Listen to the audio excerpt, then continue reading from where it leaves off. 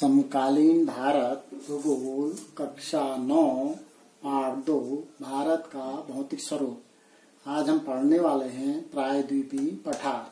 तो प्रायद्वीपीय पठार को जानने से पहले बच्चों हम इस दो शब्दों को समझ लें, प्रायद्वीप क्या होता है और पठार क्या होता है। बच्चों ऐसा स्थल क्षेत्र जिसके तीन ओर जल हो, जैसे हमारे भारत का दक्षिणी भाग है, नीचे हिंद महासागर है, पूरब की ओर बंगाल की खाड़ी है, पश्चिम की ओर अरब सागर है, तो तीन ओर जल से घिरा क्षेत्र है, तो यही क्या कहलाएगा, प्रायद्वीप कहलाएगा। यानी कि तीन ओर जल से घिरे भूभाग को हम क्या कहेंगे, प्रायद्वीप कहेंगे। दूसरा है पठार। पठार शब्द को अगर हम देखिए बच्चों, हम जानते हैं इस तरह से बच्चों ये पर्वत होते हैं, और पर्वत अगर इन पर्वत जो है इनका आधार चौड़ा और ऊपर नुकीला होते जाता है, यानी कि पतला होते जाता है। अगर हम इसका ऊपर का ये हटा दें बच्चों, ये इसको हम काट दें, इस पर्वत को ऐसे काट दें, अब देखिए ढलान तो पर्वत की तरह है, लेकिन ऊपरी भाग क्या हो गया, समतल, मेज की सतह की तरह समतल हो गया, तो इसको हम क्या कहेंगे, पठार। यानी कि ऐसा क्षेत्र जिसमें ढाल हो लेकिन ऊपरी भाग क्या हो, समतल हो, तो उसको हम क्या कहेंगे, पठार कहेंगे। तो बच्चों आज हम जो प्रायद्वीपीय पठार के बारे में पढ़ने वाले हैं, इसका आकार बिल्कुल मेज की तरह ही समतल है, जैसे मैंने यहाँ पर बताया था। यह पठारी भाग बच्चों आग्नेय तथा रूपांतरित शैलों से बना है, और ये जो पठारी भाग हमारा जो है इसमें दिखा रखा है बच्चों, ये गोंडवाना लैंड के भूमि से टूटने, जो गोंडवाना लैंड भूमि थी उससे टूटने के कारण बना है। अगर मैं चित्र के माध्यम से देखूं, हिमालय के निर्माण में हमने बताया था, ये ऊपर का भाग बच्चों अंगारा लैंड है, नीचे का भाग गोंडवाना लैंड है, जिसमें ये गोंडवाना लैंड में यानी कि दक्षिण अमेरिका, अफ्रीका और ऑस्ट्रेलिया हमारे प्रायद्वीपीय भारत का क्षेत्र स्थित था। इसी से अफ्रीका से कटकर इस गोंडवाना लैंड के भाग से ये हमारा प्रायद्वीपीय भाग कट करके कहाँ आया था, यहाँ आया था। ये प्रायद्वीपीय भाग यहाँ आ गया था, और यहाँ बीच में टैथी सागर था, इस तरह हिमालय का निर्माण हुआ था, हमने बताया था। तो ये प्रायद्वीप जो गोंडवाना लैंड का भाग है, कह रहे हैं यही है, इससे कट के ये प्रायद्वीपीय भाग हमारा यहाँ आया था। तो गोंडवाना लैंड का ही एक भाग है।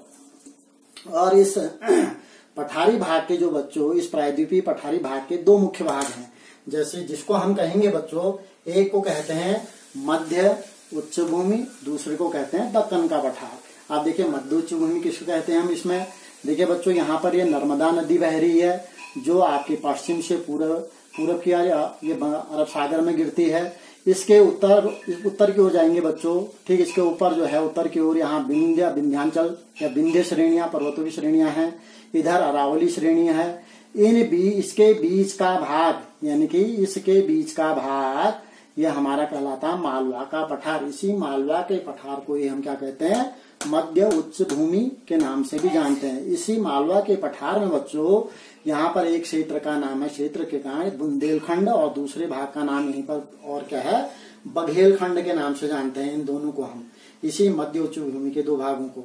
और इसी के नीचे बच्चों यहाँ पर सतपुड़ा की श्रेणियां हैं, महादेव की पहाड़ियां भी हैं। और जब हम इसका पश्चिमी भाग बच्चों चौड़ा है, इस मालवा के पठार का पश्चिमी भाग चौड़ा है, ज्यों ज्यों हम उत्तर की ओर जाते हैं तो यह संकरा होते जाता है, यानी कि इसकी चौड़ाई घटते जाती है। यहाँ पर हमने बुंदेलखंड बताया, यहाँ बघेलखंड बताया। और जब और पूरब की ओर जब हम जाते हैं बच्चों, तो और पूरब की ओर जब जाते हैं तो हम इसको किस नाम से जानते हैं, छोटा नागपुर के पठार के नाम से जानते हैं। इसके बाद हम नीचे आ जाते हैं, तो ये दक्कन का पठार, जिसको हम क्या कहते हैं, दक्कन का पठार। दक्षिण में ये त्रिभुजाकार है बच्चों, इसकी आकृति तो इस तरह से है, ये इस तरह से इसकी आकृति है, त्रिभुज के आकार की आकृति है। इसकी आकृति क्या है, त्रिभुज के आकार की है। यह उत्तर की ओर चौड़ा है, यानी कि ऊपर चौड़ा है, और नीचे को क्या है, धीरे धीरे क्या है, संकरा होते जाता है। और इस में जो नदियां बहती हैं, अगर ऊपर मालवा के पठार की बात करें हम, इसमें नदियां बहती हैं बच्चों, जो नीचे ये यहाँ से पश्चिम से उत्तर की ओर जाती हैं, यहाँ चंबल है, बेतवा है, यहाँ केन है, जो यमुना नदी की सहायक नदियां होती हैं, इसमें ये मिलती हैं। हाँ, अब फिर से नीचे आ जाते हैं हम, दक्कन के पठार में आ जाते हैं। तो दक्कन के पठार में बच्चों उत्तरी भाग हमने चौड़ाया कहा, और कहा जो सतपुड़ा श्रृंखला के नीचे का क्षेत्र है, और जो हम दक्षिण की ओर जाएंगे तो इसकी चौड़ाई धीरे धीरे घटती जाती है। और दक्षिण का पठार जो है पश्चिम में, ये जो पश्चिमी क्षेत्र है ये पूर्वी क्षेत्र हो गया, ये वाला क्षेत्र पूर्वी हो गया, ये पश्चिमी। पश्चिम का क्षेत्र जो है ऊंचा है, और पूर्व की ओर इसका ढाल क्या है, कम है, यानी कि इस तरह से ढाल कम है।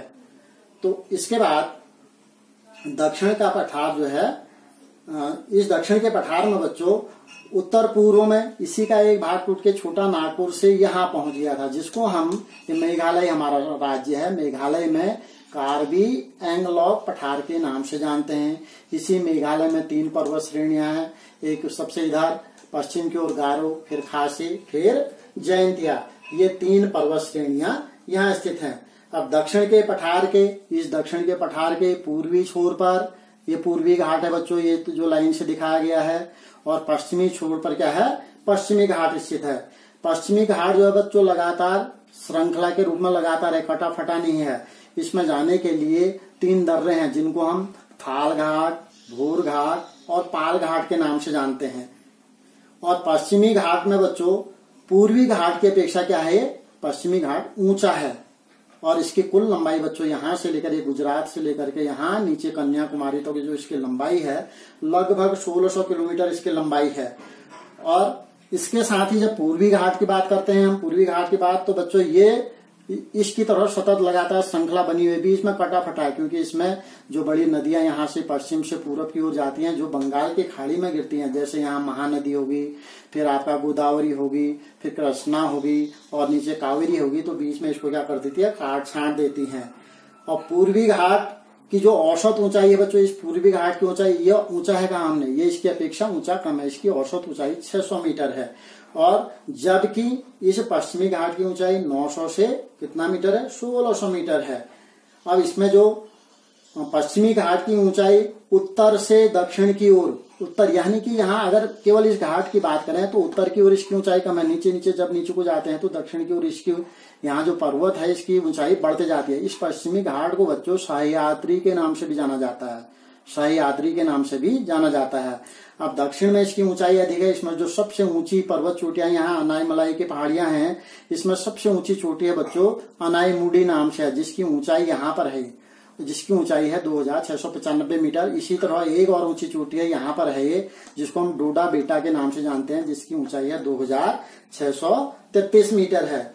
अगर हम इस पूर्वी घाट की बात करें तो पूर्वी घाट इसकी अपेक्षा कम ऊंचा है कहा हमने। इसकी जो सबसे ऊंची चोटी है बच्चों यहाँ, वो महेंद्रगिरी है, जिसकी ऊंचाई 1501 मीटर है। प्रायद्वीपीय पठार की एक विशेषता और है बच्चों, इसकी जो मिट्टी है वो काली मिट्टी है। इस काली मिट्टी के कारण ही इसको दक्कन का ट्रैप भी कहते हैं। इस काली मिट्टी के कारण इसको क्या कहते हैं, दक्कन का ट्रैप के नाम से भी जाना जाता है। और इसका निर्माण जो हुआ है बच्चों, वो ज्वालामुखी से हुआ है, इसलिए इस पठार के जो बनने आग्नेय शैल से बनी है कहेंगे हमने। ज्वालामुखी निर्माण, ज्वालामुखी से जब जमता है तो आग्नेय शैल का निर्माण होता है, उसी आग्नेय शैल से इस दक्षिण के पठार का निर्माण हुआ है बच्चों।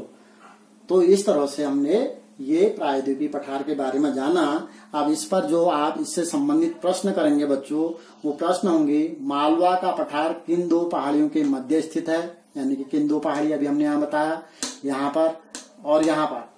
आप इसको मानचित्र अपनी किताब की मदद भी ले सकते हैं। यहाँ अरावली की पहाड़ियां, यहाँ विंध्याचल की पहाड़ियां, बिंद पहाड़ियां के। दूसरा है दक्कन के पठार पर टिप्पणी लिखे, दक्कन का पठार कैसा है, कैसी मिट्टी है, कैसे निर्माण हुआ और किस भूमि का भाग है। इस तरह से आप इस पर क्या लिख सकते हैं, टिप्पणी लिख सकते हैं। तीसरा, इसी तरह जैसे मैंने ये मानचित्र में दर्शाया है, इसी तरह से भारत के मानचित्र में आप इस पठारी भाग को दर्शाएंगे।